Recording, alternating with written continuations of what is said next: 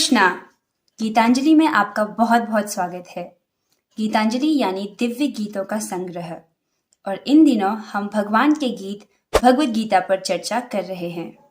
पिछले कुछ दिनों से हम भगवद गीता के महात्म्य पर चर्चा कर रहे थे और आज हम भगवद गीता को पढ़ना आरंभ करेंगे। पहले भगवद गीता की पृष्ठभूमि को जान लेते हैं। भगवद गीता संस्कृत महाकाव्य महाभारत की एक उपकथा के रूप में प्राप्त है। यानी जब हम महाभारत को पढ़ते हैं तो उसी के भीतर हमें भगवद गीता पढ़ने को मिलती है। आज से लगभग 5000 वर्ष पूर्व भगवान श्री कृष्ण ने गीता का यह दिव्य ज्ञान अपने भक्त तथा मित्र अर्जुन को सुनाया। यहाँ पर दो बातें ध्यान देने योग्य है। पहला कि क्या यह ज्ञान सिर्फ 5000 वर्ष पुराना है?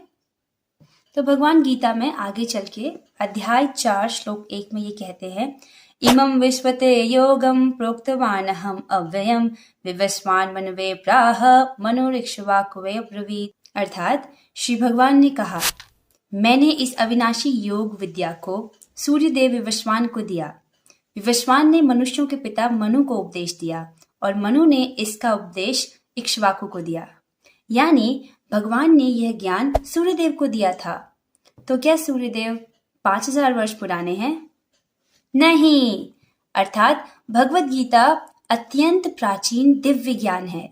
दूसरी बात यह कि कृष्ण ने यह दिव्य ज्ञान अपने भक्त तथा मित्र अर्जुन को दिया। इस बात से हमें भगवद गीता को पढ़ने और सुनने वालों की योग्यता के बारे में पता चलता है। तो अर्जुन की क्या योग्यता है? यही कि वे भगवान के मित्र और भक्त हैं और यही भगवद गीता को समझने की चाबी है। जैसे अश्रद्धावान और अभक्त लोग जब भगवद गीता को पढ़ने का प्रयास करते हैं तो उनके लिए भगवद गीता का दिव्य ज्ञान उसी प्रकार छिपा रहता है जिस प्रकार ढक्कन बंद ये चींटियां शहद पीने की कोशिश कर रही हैं।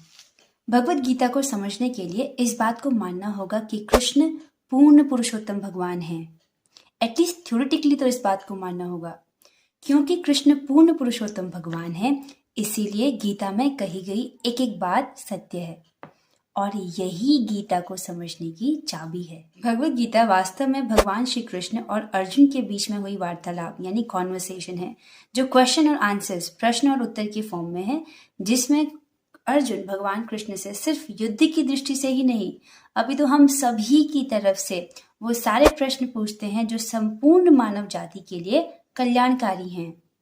हाँ, एकदम सही सुना आपने, संपूर्ण मानव जाति के लिए।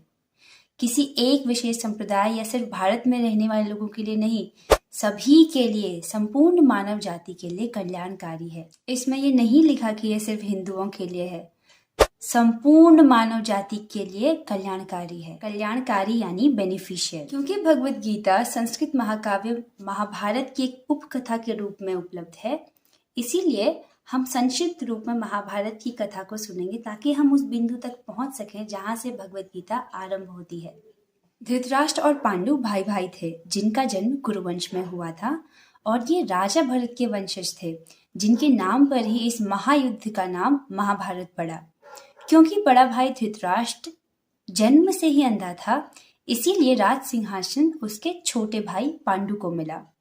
राजा पांडु की मृत्यु बहुत कम आयु में हो गई थी, अतएव उनके 5 पुत्र युधिष्ठिर, भीम, अर्जुन, नकुल तथा सहदेव धृतराष्ट्र की देखरेख में रख दिए गए और कुछ समय के लिए राज सिंहासन धृतराष्ट्र को दे दिया गया।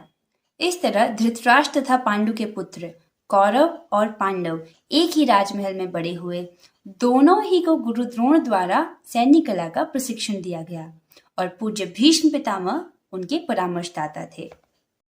धृतराष्ट्र के पुत्र, विशेषतः सबसे बड़ा पुत्र दुर्योधन, पांडवों से घृणा और ईर्ष्या करता था। जन्म से अंधा एवं दुर्बल हृदय धृतराष्ट्र पांडु पुत्रों के स्थान पर अपने पुत्रों को हस्तिनापुर राज्य का उत्तराधिकारी बनाना चाहता था। इस तरह दुर्योधन ने पांडु के युवा पुत्रों के हत्या करने के अनेक षड्यंत्र रचे। इस चित्र में आप देख सकते हैं जब भीम को जहर पिलाया गया था और पानी में फेंक दिया गया था।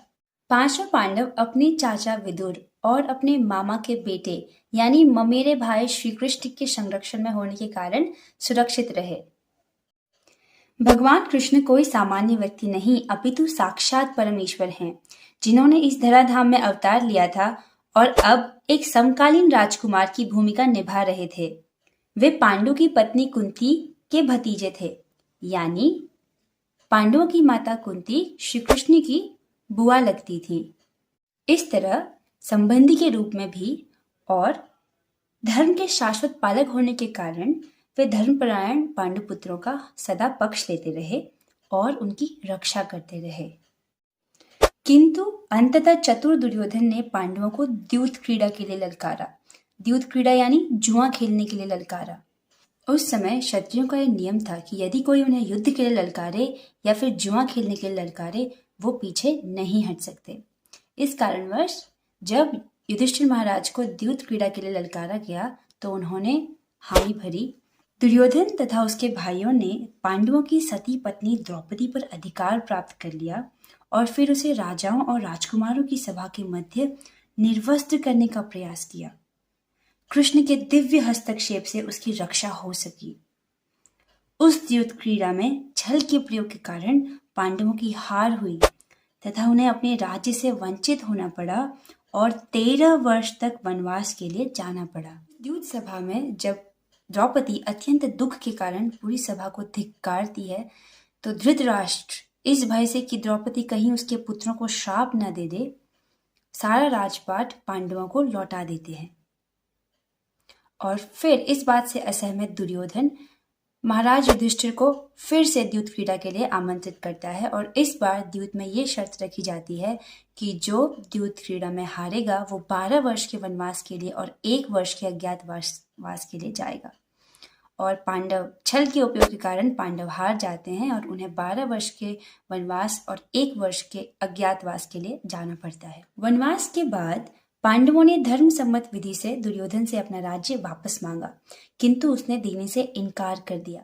अंत में पांडवों ने अपना पूरा राज्य न मांगकर केवल 5 गांवों की मांग रखी, लेकिन दुर्योधन सुई की नोक के बराबर भूमि देने के लिए भी सहमत नहीं हुआ।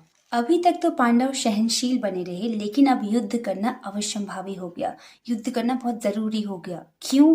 क्योंकि वो क्षत्रिय हैं, पांडव क्षत्रिय हैं और क्षत्रिय अगर मांगकर आपको राज्य नहीं मिला तो अब आपको युद्ध करके अपना राज्य लेना होगा। विश्व भर के राजकुमारों में से कुछ धृतराष्ट्र के पुत्र दुर्योधन के पक्ष में थे तो कुछ पांडवों के पक्ष में। लेकिन शांति का एक अंतिम प्रयास किया गया जिसमें कृष्ण संदेशवाहक बनकर शांति दूत के रूप में पांडवों की तरफ से हस्तिनापुर गए, लेकिन दुर्योधन ने इस शांति के प्रस्ताव को ठुकरा दिया। तो इस प्रकार अब युद्ध होना निश्चित था। कृष्ण ईश्वर के रूप में युद्ध नहीं करना चाहते थे, किंतु जो भी उनकी सेना का उपयोग करना चाहे कर सकता था। शर्त ये थी कि एक ओर होंगे श्री कृष्ण और दूसरी ओर होगी उनकी संपूर्ण सेना। राजनीति में कुशल दुर्योधन ने आतुरता से कृष्ण की सेना झपट ली, जबकि पांडवों ने कृष्ण को उतनी ही आतुरता से ग्रहण किया। इस प्रकार कृष्ण अर्जुन के सारथी बने और उन्होंने उस सुप्रसिद्ध धनुर्धर का रथ हाँकना स्वीकार किया। इस तरह हम उस बिंदु तक पहुंच जाते हैं जहां से भगवत गीता का शुभारंभ होता है। दोनों ओर सेनाएं युद्ध के लिए तैयार खड़ी हैं और धृतराष्ट्र अपने सचिव संजय से पूछता है कि उन सेनाओं ने क्या किया। इसी के साथ हम आज की चर्चा को यहीं पर विराम देते हैं। आपसे मिलेंगे अगली वीडियो में। श्रीमद् भगवद गीता की जय, श्रील प्रभुपाद की जय। All glories to Shri Guru and Gauranga. Hare Krishna.